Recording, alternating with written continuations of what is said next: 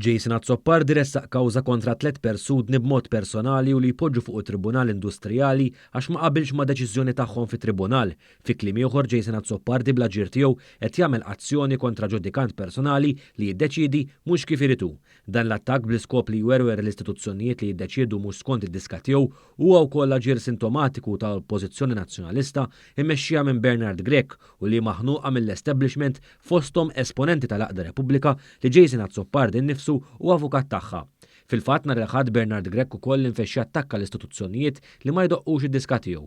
Flimkien ma' Jason Azzopardi firmat il-kawża Teris Komodini Kakija, oħra li tkun fl-attivitajiet ta' Repubblika u li kienet deputat nazzjonalista tal-Blue Heroes li kienet qaċtet il-ex kap Adrian Delija biex oriġinarjament toqgħod bħala kap tal-Oppożizzjoni. Il-kawża li fetħu Azzopardi u Komodini Kakija dwar deċiżjoni li ħadd Tribunal Industrijali li kien ippreżedut minn Harold Walls u Bruni Balzia Bartolo u Lawrence Mizzi bħala membri. Dawn it-tliet persuni msemmija sa spiċċaw mfittxin personalment minn Azzopardi u Komodini Kakija għax ma ddeċidewx kif ridu ż-żewġ avukati. Xarejn ilu Tribunal Industrijali kien iddeċieda li l-grad tal-Learning Support Educators mhux distint minn dak tal-għalliema għax il-koll huma edukaturi u għalhekk saret iċċaħda t-talba tal-Union for Professional Educators l-UPE immexxija minn Graham Sansone.